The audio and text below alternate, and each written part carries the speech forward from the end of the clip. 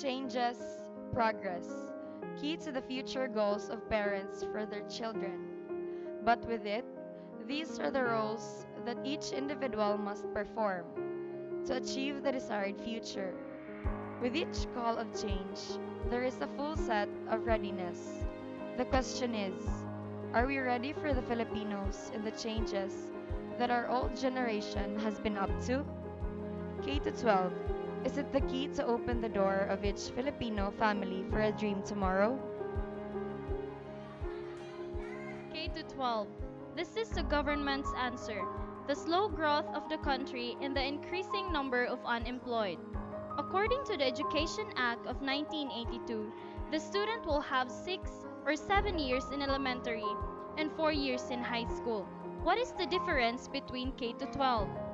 It's totally different because the K-12 program, it is a preparation of the student where can having their job.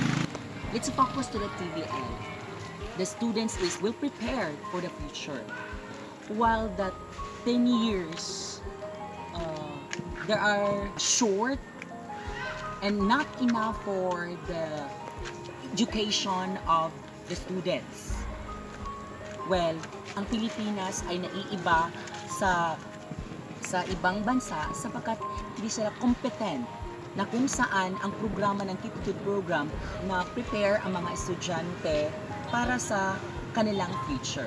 And again, iba ang 10 years sa K-12 program. When the K-12 program was implemented, universal kindergarten were also launched. If then, you could enter the first grade of non-kindergartens. Now, it is necessary to go the kindergarten to enter the grade 1.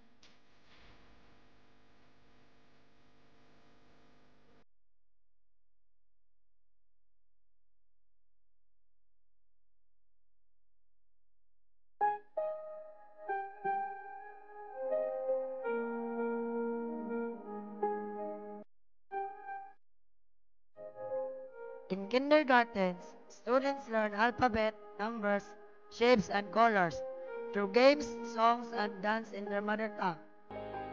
Mother tongue is muna siyang language na ginagamit siya sa usa ka place, which is kapag sa example kapag sa Dinis Mindanao is Bisaya.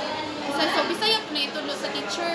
Benefits ani is like dali na makamawang bata, dali na makasabot, o kanang dili na angay daghan ng instruction aron kanang dali na makasabot kundi gamay ra nga instruction makasabot tayo ng bata. The Philippines has a 10-year education program in Asia, and therefore, the rank of the Philippines has dropped in the name of education. So the country's work is limited. So the country's poverty has increased. Poverty is the often problem of parents. If 2 more years will increase, will it be worse? Itong kuan na wala pa to na kuan ng dito di ba? Most sa itong mga student kay ka kuan ng trabaho kay kulang og kuan knowledge sila og kuan na kuan ko ay dili man kulang og kuan kulang sila skills ba bali skills kay ang ito mo kuan ba sa tista gyapon na pagyapon na siya o kuan sa tista karon nga nanay kita 12 mostly ang students pwede na sila maka compete sa katong mga higher nga mga kuan pa nga high degree bachelor degree 4 years kay kuan na sila 2 years pud nga kuan sa pituton nga tista wala kuan advantage kontra sa wala pa mostly nga dili ka trabaho dahil ang pagya high school na kumula.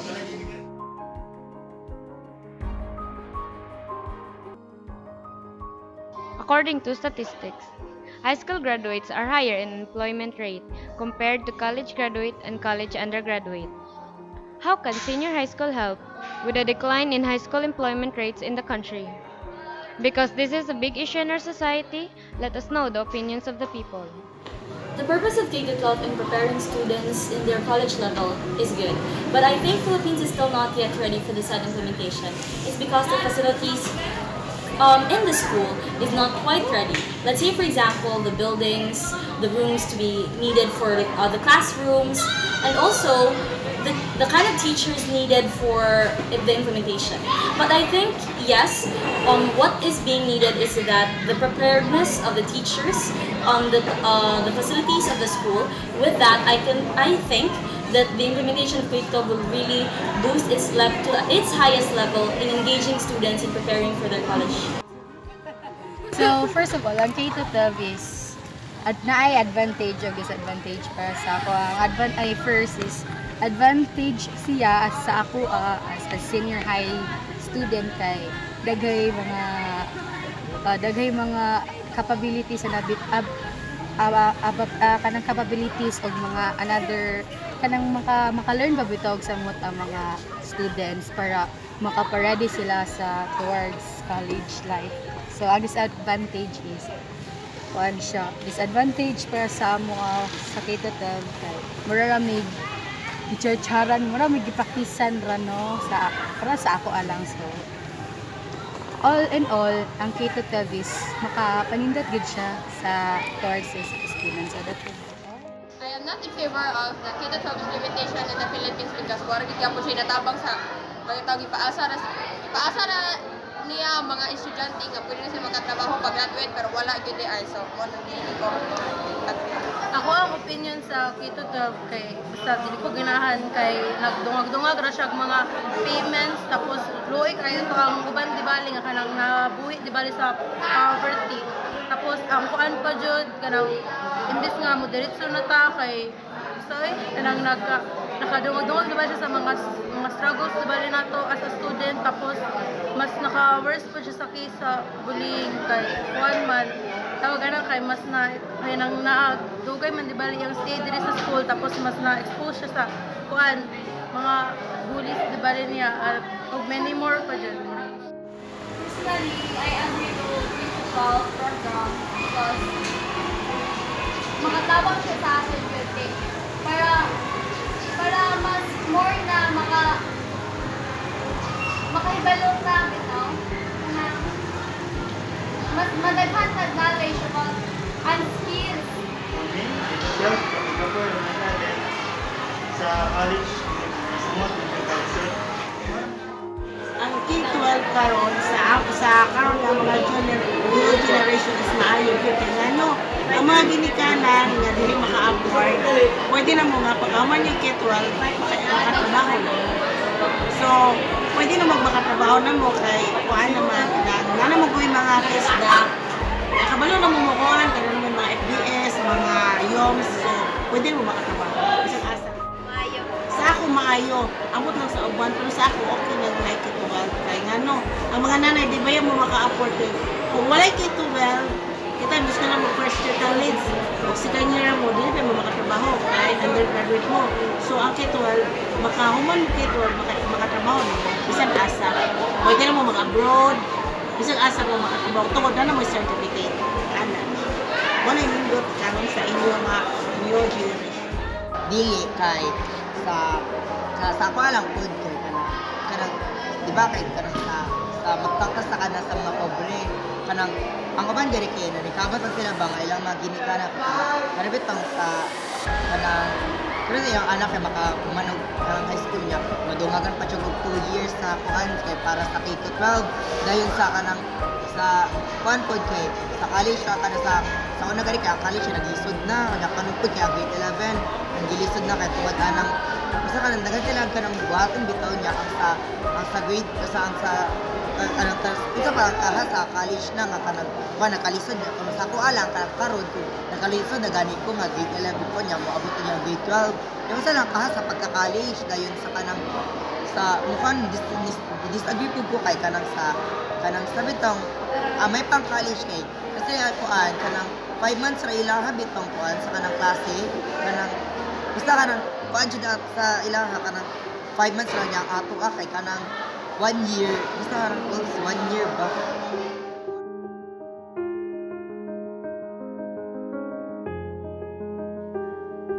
The K-12 has become a talk of our country and brings many positive and negative opinions from the people.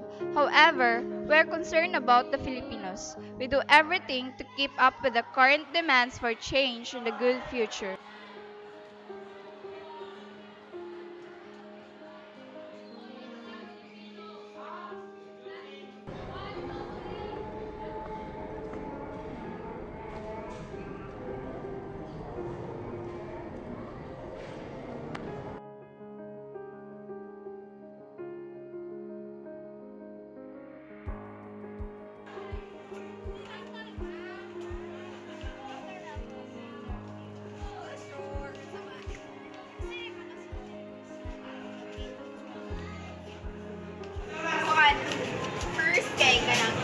did ask my kuya, kanang ingon siya nga, dili na ako statement. Ang utangay ko sa kuya, nakakapa ang K-12 sa iya. Ingon siya kay wala daw, langan-langan nga daw, dapat daw gani. Third year college na siya karon, but then, sangit sila sa K-12 niya. Wala ra ba ginaw help kay kanang sa di ba sila ang first batch sa K-12, dili pa daw fix ang ilang mga subjects. Nasa may subjects sa grade 11, yeah, pag abot na po sa grade 12, balik-balik rin ang subjects, so dili pa fix. So, ano nila ron, pagtutong nila ang college, yes, balik-balik rin lang maghihapon sila, so dili daw kayo helpful kayo. Things to know about K-12. K-12 is an education program under the Department of Education. K-12 program governs kindergarten to 12 years of basic education. It consists of 6 years in grade school, 4 years of junior high school, 2 years in senior high school.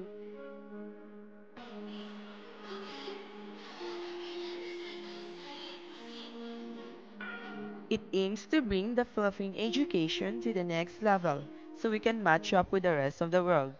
Teaches the students the necessary skills to find jobs if they decide to work first before they are going to college.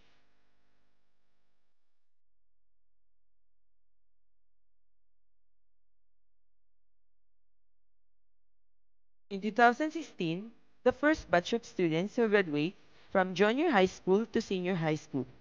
Now, under K-12, the students have right to choose from 3 tracks based on they want to pursue. Academic track prepares students who want to take up further studies in college. It's divided into 3 strands: ABM, Humes, and STEM. Subject under academic track, regardless of strands, are very much broad and general. The sports and arts track nurtures students and guides students to be future artists and athletes. The TV track teaches and sharpens the skills of students based on their chosen discipline.